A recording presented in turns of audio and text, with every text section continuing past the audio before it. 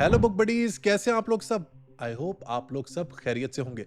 दोस्तों, इस दुनिया में ऑलमोस्ट हर शख्स एक अच्छी जिंदगी चाहता है।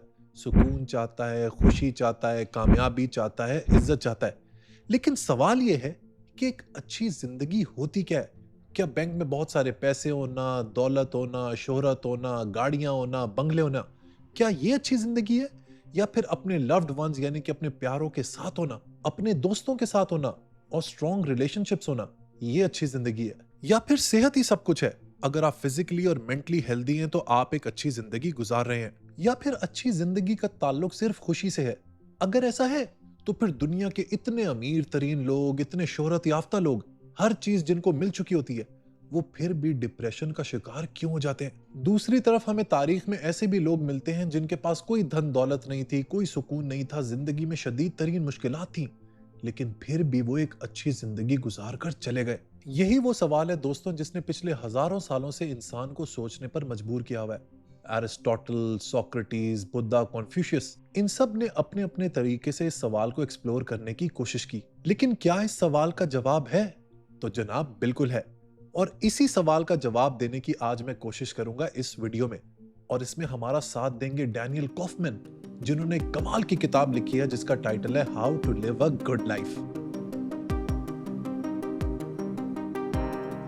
इस बुक में 15 अलग फिलोसफीज पर एसेस शामिल हैं। बुद्धिज्म से लेकर डाओइज्म तक, स्टोइसिज्म से लेकर एग्जिस्टेंशियलिज्म तक, एरिस्टोटल से लेकर इफेक्टिव ऑल्ट्रुइज्म तक। हर चैप्टर ये समझाने की कोशिश करता है कि उस फिलोसफी के नजदीक अच्छी और मीनिंगफुल जिंदगी का मतलब क्या है। आज की वीडियो में हम इन तमाम फिलोसफीज को एक एक करके समझेंगे।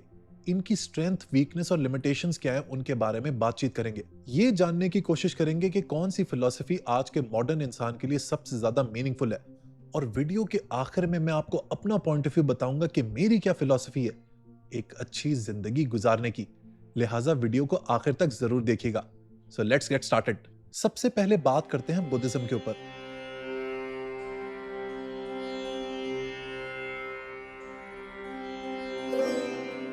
बुद्धिज्म के मुताबिक अच्छी जिंदगी का मतलब हर वक्त खुश रहना नहीं है। आज हम अक्सर समझते हैं कि अगर हमारे पास पैसा हो, अच्छी जॉब हो, अपना घर हो और हर ख्वाहिश पूरी हो जाए तो हम अच्छी जिंदगी गुजार रहे हैं। लेकिन बुद्धिज्म इस नजरिए से इत्तेफाक नहीं करता। बुद्धिज्म का कहना है कि इंसानी जिंदगी का सबसे बड़ा मसला हैप्पीनेस की कमी नहीं बल्कि सफरिंग है।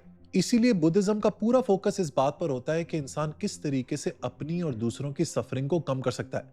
लेकिन यहाँ पर सवाल ये बनता है कि इंसान सफर करता क्यों है? बुद्धिज्म के मुताबिक हमारी तकलीफों की सबसे बड़ी वजह दुनिया नहीं बल्कि हमारा अपना ईगो है। हम हर चीज को पकड़ कर रखना चाहते हैं। हम चाहते हैं कि लोग हमारी तारीफ करें, हमारी मर्जी के मुताबिक चलें, हमारी ख्वाहिशात पूरी होती रहें और हमारी जिंदगी कभी ना बदले। जब हकीकत हमारी एक्सपेक्टेशंस के खिलाफ होती है तो हमें गुस्सा आता है, फ्रस्ट्रेशन होती है, बेचैनी होती है और हसद होता है। बुद्धिज्म का जो फलसफा है वो हमें याद दिलाता है कि इस दुनिया में कोई भी चीज परमानेंट नहीं है। Everything is transient. खुशी के बाद गम है और गम के बाद खुशी है। ना दौलत हमेशा रहती है, ना सेहत, ना रिलेशनशिप और ना हम। हर चीज ट्रांसफॉर्म हो रही है और इसी ट्रांसफॉर्मेशन को एक्सेप्ट करना विजडम है। जितनी जल्दी इंसान इस बात को समझ जाता है उतना ही वो अननेसेसरी अटैचमेंट से दूर हो जाता है। इसीलिए बुद्धिज्म सिर्फ सोच बदलने की बात नहीं करता बल्कि कैरेक्टर बदलने की बात करता है। वो कहता है कि इंसान के अंदर कंपैशन होना चाहिए, लव होना चाहिए, काइंडनेस होनी चाहिए और दूसरों का ख्याल होना चाहिए। तब भी इंसान अपनी और दूसरों की सफरिंग को कम कर सकेगा। इस फिलॉसफी का एक और इंपॉर्टेंट पॉइंट है माइंडफुलनेस। मेडिटेशन का मकसद सिर्फ रिलैक्स करना नहीं बल्कि अपने दिमाग को समझना है। जब इंसान खामोशी से अपने थॉट्स और इमोशंस को ऑब्जर्व करता है तो उसे एहसास होता है कि हर फीलिंग आर्जी है। गुस्सा भी गुजर जाता है, गम भी और खुशी भी। आहिस्ता आहिस्ता इंसान इन इमोशंस का गुलाम रहना छोड़ देता है। इसमें ऑथर एक बड़ी इंटरेस्टिंग स्टोरी लिखता है और कहता है कि एक दफा मैंने दलाई लमा से पूछा कि अगर हिटलर जैसा जालिम शख्स आपके सामने आ जाए तो क्या आप उस पर भी गुस्सा करेंगे? दलाई लामा ने जवाब दिया कि अगर उसे रोकना जरूरी हो तो रोको, लेकिन गुस्से से नहीं, कंपैशन के साथ। बुद्धिज्म के नजदीक गुस्सा कभी मसले का हल नहीं होता क्योंकि गुस्सा सिर्फ मजीद सफरिंग पैदा करता है। लिहाजा एक अच्छी जिंदगी को लेकर बुद्धिज्म का सेंट्रल आइडिया यह है कि अगर इंसान अपनी ईगो को खत्म कर दे, अपने कंपैशन को बढ़ा दे और इम्परमानेंस यानी कि हर चीज के टेम्पररी नेचर को एक्सेप्ट कर ले तो वो एक अच्छी जिंदगी गुजार सकता है। अब बात करते हैं कॉन्फ्यूशनिज्म की।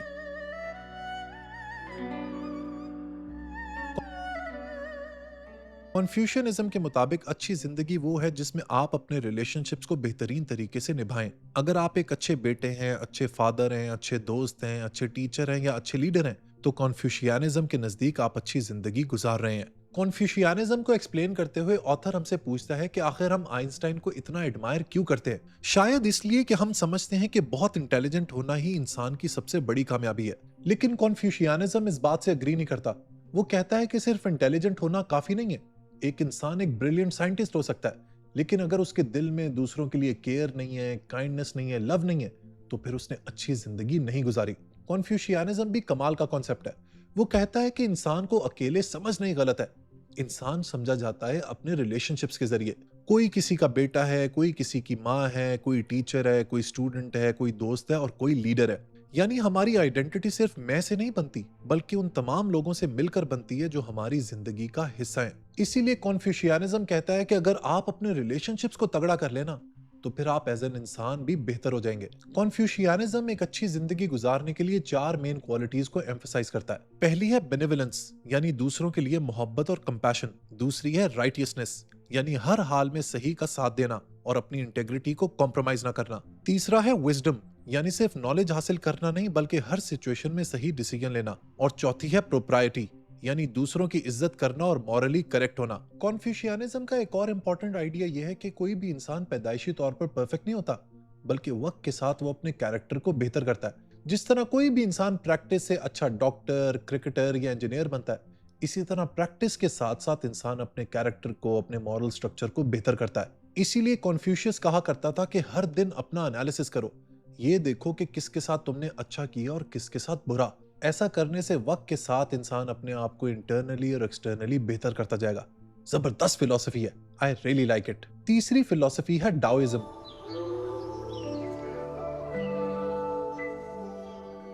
डाओइज्म के मुताबिक अच्छी जिंदगी का मतलब ये नहीं कि आप हर चीज को कंट्रोल कर लें या लाइफ को बिल्कुल अपने प्लान के मुताबिक चलाएं, बल्कि अच्छी जिंदगी वो है जिसमें आप लाइफ के नेचुरल फ्लो को समझकर उसके साथ चलना सीख लें। डाओइज्म का कहना है कि अनसर्टेनिटी जिंदगी का हिस्सा है। हम जितनी भी प्लानिंग कर लें, लाइफ फिर भी हमारे प्लान के मुताबिक नहीं चलती। कभी अचानक बीमारी आ जाती है, जॉब चली जाती है, रिलेशनशिप खत्म हो जाता है, और कभी ऐसी अपॉर्चुनिटीज मिल जाती हैं जिनके बारे में हमने सोचा भी नहीं था।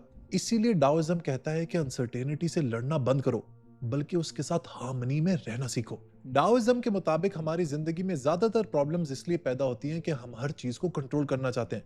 हम चाहते हैं कि लाइफ में हर चीज हमारे मुताबिक हो, और जब ऐसा नहीं होता तो उसी से इंसान को स्ट्रेस, फ्रस्ट्रेशन और परेशानी होती है। डाओइज्म हमें सिखाता है कि हर सिचुएशन को सिर्फ एक एंगल से मत देखो। अक्सर जिस चीज को हम प्रॉब्लम समझ रहे होते हैं, कुछ वक्त बाद वही चीज हमारे लिए एक नई अपॉर्चुनिटी बन जाती है। इसलिए किसी भी सिचुएशन पर फौरन जजमेंट देने की बजाय उसे समझने की कोशिश करो।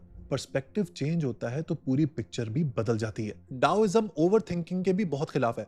वो कहता है कि इंसान जितना अपने जहन को चीजों से भरता रहता है, उतना ही वो क्लियरली सोचना छोड़ देता है। हम लोग अपने जहन को जितना खाली रखेंगे, जितना काम रखेंगे, उतना ही we will be able to think clearly and take better decisions in life. Taoism nature से भी बहुत कुछ सीखता है। आप पानी को ऑब्जर्व करें, जब उसके सामने पत्थर आता है तो वो उससे टकराता नहीं है, ना ही रुकता है, बल्कि अपना रास्ता बदल लेता है। आखिर में जीत पानी की ही होती है। डाओइज्म कहता है कि इंसान को भी इसी तरह फ्लेक्सिबल होना चाहिए।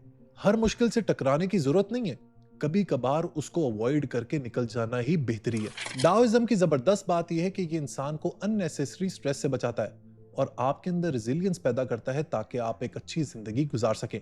चौथी फिलॉसफी है एरिस्टोटलियनिज्म।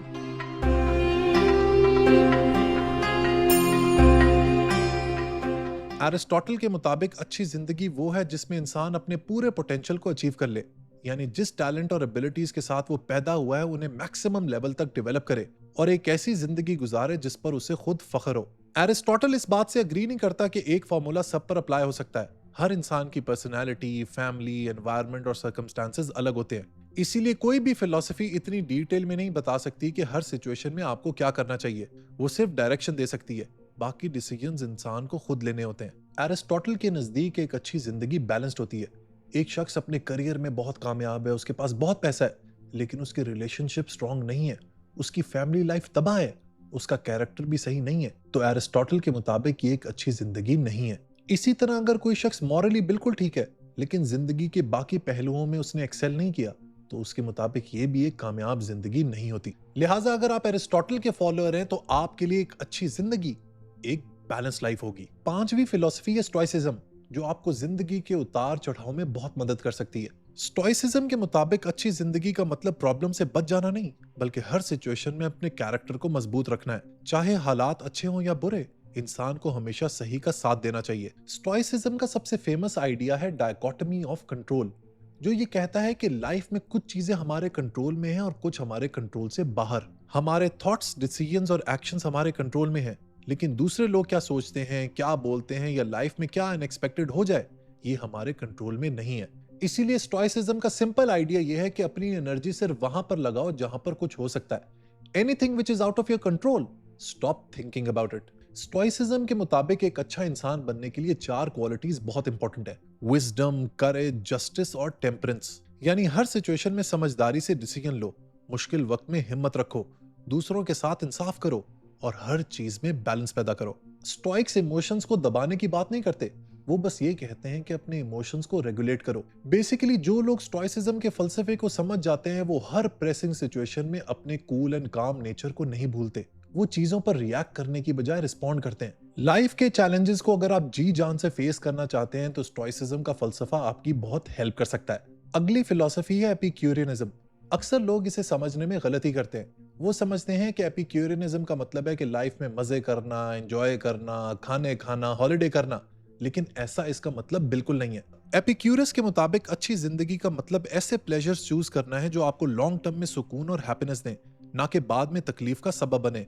इसीलिए वो कहता है कि हर प्लेजर अच्छा नहीं होता और हर पेन बुरा नहीं होता। कभी कभी थोड़ी सी तकलीफ बर्दाश्त करने से आगे चलकर बहुत सारा फायदा भी मिलता है। एपिक्यूरस का यह मानना था कि इंसान की ज्यादातर प्रॉब्लम्स उसकी अनलिमिटेड डिजायर्स की वजह से पैदा होती हैं। जितनी ज्यादा इंसान की ख्वाहिशात होती हैं उतना ही वो सारी जिंदगी परेशान रहता है। इसीलिए एपिक्यूरियनिज्म हमें अपनी डिजायर्स को समझना सिखाता है। इसके मुताबिक कुछ डिजायर्स वाकई जरूरी होती हैं, जैसे खाना, सेहत, घर और अच्छे रिलेशनशिप्स, लेकिन बहुत सी ख्वाहिशात सिर्फ सोसाइटी पैदा करती है और उनके बगैर भी इंसान अच्छी जिंदगी गुजार सकता है। एपिक्यूरस सच्ची दोस्ती को भी बहुत ज्यादा इंपॉर्टेंस देता था। वो कहता था कि पैसा, धन, दौलत से ज्यादा इंपॉर्टेंट सिंसियर दोस्त है। अगर आपके पास अच्छे दोस्त हैं तो आप एक जबरदस्त जिंदगी गुजार सकते हैं, because they will be with you through thick and thin of life. इसीलिए दोस्तों, अगर आप एपिक्यूरियस के मुताबिक एक अच्छी जिंदगी गुजारना चाहते हैं तो अपनी डिजायर्स को कंट्रोल करें, उनका एनालिसिस करें और फिर ये देखें कि कौन सी जायज हैं और कौन सी ऐसी ख्वाहिशात हैं जो आपकी शख्सियत के लिए, आपकी पर्सनैलिटी के लिए, आपकी लाइफ के लिए इंपॉर्टेंट नहीं है। अब अगली फिलॉसफी जिसके ऊपर हम लोग बात करेंगे वो है हिंदुइज्म। हिंदुइज्म दुनिया के कदीम तरीन रिलीजन्स में से एक है।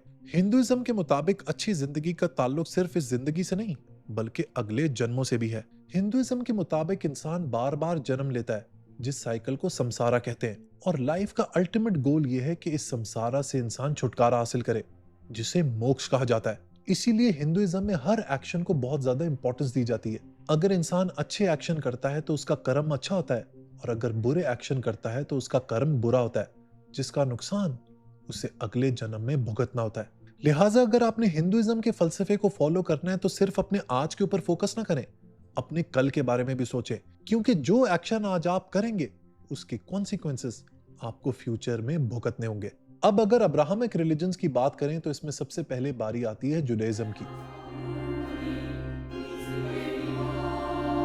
जुडाइज्म दुनिया के कदीम तरीन मोनोथीस्टिक रिलीजन्स में से एक है और क्रिश्चियनिटी और इस्लाम दोनों की रूट्स भी इसी ट्रेडिशन से जुड़ी हुई हैं। यहूदियत के मुताबिक अच्छी जिंदगी का मतलब सिर्फ अपनी खुशी या सक्सेस नहीं, बल्कि एक ऐसी जिंदगी गुजारना है जो खुदा, इंसानियत और अपनी कम्युनिटी के साथ एक स्ट्रॉन्ग रिलेशनशिप पर मबनी हो। इसीलिए यहूदियत में सिर्फ बिलीफ्स को नहीं बल्कि एक्शंस को भी बहुत इंपॉर्टेंस दी जाती है। इस फिलॉसफी का एक बड़ा इंटरेस्टिंग और यूनिक पॉइंट यह है कि जुडाइज्म हर सवाल का सिर्फ एक जवाब नहीं देता।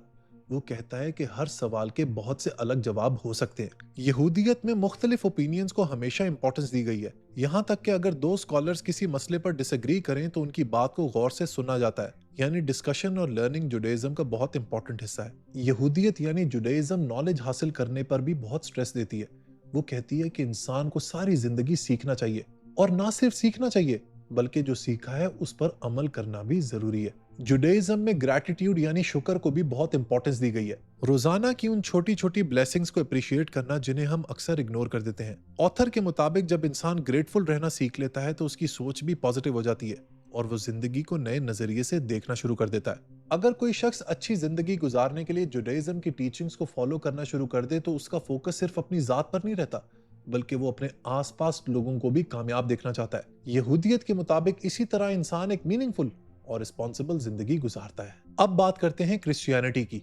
क्रिश्चियनिटी के मुताबिक अच्छी जिंदगी गुजारना सिर्फ अच्छे अमल करना नहीं, बल्कि एक पर्पस ड्रिवन लाइफ गुजारना है। क्रिश्चियनिटी का फलसफा ये कहता है कि इंसान इस दुनिया में किसी मकसद के तहत आया, किसी ऑब्जेक्टिव के तहत आया, और जब तक वो उस ऑब्जेक्टिव को पहचान नहीं लेता तब तक वो एक अच्छी जिंदगी नहीं गुजार सकता। ऑथर इस किताब में लिखता है कि इंसान फितरतन मीनिंग ढूंढता है। हम सब कभी न कभी ये सवाल जरूर पूछते हैं कि मैं यहाँ क्यों हूँ, मेरी जिंदगी का मकसद क्या है। क्रिश्चियनिटी इन सवालों का जवाब जीसस क्राइस्ट की जिंदगी और उनकी टीचिंग्स में ढूंढती है। क्रिश्चियनिटी के मुताबिक अगर इंसान जीसस को समझ ले तो सिर्फ उसे खुदा ही नहीं बल्कि अपनी जिंदगी को देखने का नजरिया भी बदल जाता है। क्रिश्चियनिटी का एक बहुत ही इंपॉर्टेंट आइडिया यह है कि इंसान इस कायनात में अकेला नहीं है, बल्कि वो एक बहुत बड़ी स्टोरी का हिस्सा है। जब इंसान अपनी जिंदगी को सिर्फ अपने पर्सनल गोल्स तक महदूद रखता है तो अक्सर डिसअपॉइंटमेंट होती है, लेकिन जब वो अपनी जिंदगी को एक बड़े पर्पस के साथ जोड़ लेता है तो उसकी सोच, प्रायोरिटीज और डिसीजन सब बदल जाते हैं।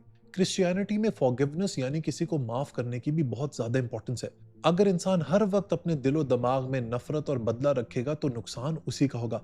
लिहाजा क्रिश्चियन फिलॉसफी ये कहती है कि लोगों को पार्डन करना सीखो, लोगों को माफ कर दो, इससे तुम खुद ही आजाद हो जाओगे। क्रिश्चियनिटी ग्रैटिट्यूड और काइंडनेस पर भी बहुत ज्यादा जोर देती है। सिर्फ प्रेयर्स ही काफी नहीं है, बल्कि दूसरों का ख्याल रखना भी बहुत इंपॉर्टेंट है। लिहाजा फेथ सिर्फ बिलीफ का नाम नहीं, बल्कि फेथ नजर आता है इंसान के एक्शंस में। क्रिश्चियनिटी के बाद अब बात करते हैं इस्लाम की।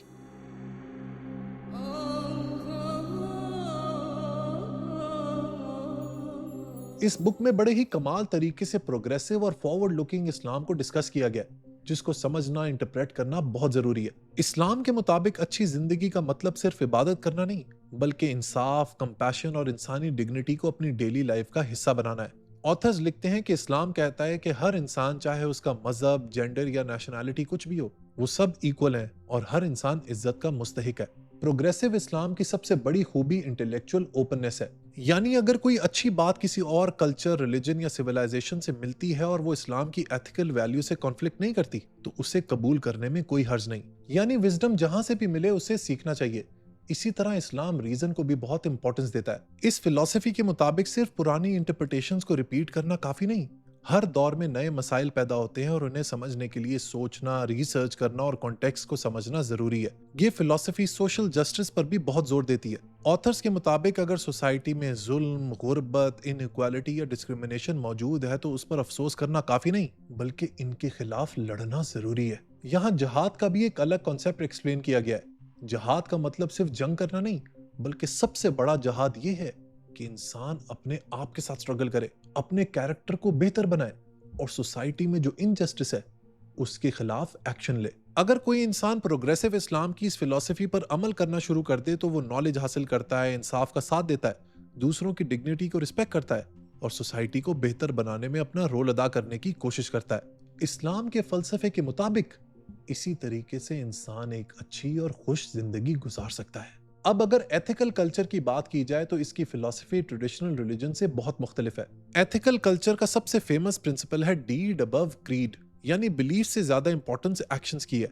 आप क्या कहते हैं उससे ज्यादा अहमियत इस बात की है कि आप क्या करते हैं। अगर इंसान सच बोलता है, दूसरों की मदद करता है, इंसाफ का साथ देता है और सोसाइटी को बेहतर बनाने की कोशिश करता है तो इसी में एक अच्छी जिंदगी है। अगर मॉडर्न फिलॉसफी की बात की जाए तो इसमें एक और इंपॉर्टेंट फिलॉसफी है जिसे कहते हैं एग्जिस्टेंशियलिज्म। एग्जिस्टेंशियलिज्म के मुताबिक अच्छी जिंदगी का कोई रेडीमेड फॉर्मूला मौजूद नहीं, हर इंसान को अपनी जिंदगी का मीनिंग और पर्पस खुद क्रिएट करना पड़ता है। एग्जिस्टेंशियलिज्म का सबसे फेमस फ्रेज है एग्जिस्टेंस प्रीसीड्स एसेंस। इसका मतलब यह है कि इंसान की एग्जिस्टेंस पहले आती है, उसकी क्रिएशन पहले होती है और उसके बाद वो अपनी डीड से, अपने सोच से, अपने एक्शन से अपनी लाइफ को मीनिंग देता है और अपनी पहचान खुद बनाता है। यानी कि आपकी आइडेंटिटी पहले से लिखी हुई नहीं है, आपके पास भरपूर आजादी है कि आप अपनी शख्सियत को, अपनी पहचान को डिफाइन कर सकें। इस फिलॉसफी के मुताबिक इंसान का फ्रीडम उसकी सबसे बड़ी ताकत भी है और उसकी सबसे बड़ी रिस्पॉन्सिबिलिटी भी है। एग्जिस्टेंशियलिस्ट का ये मानना है कि हम अपनी चॉइसेस में आजाद हैं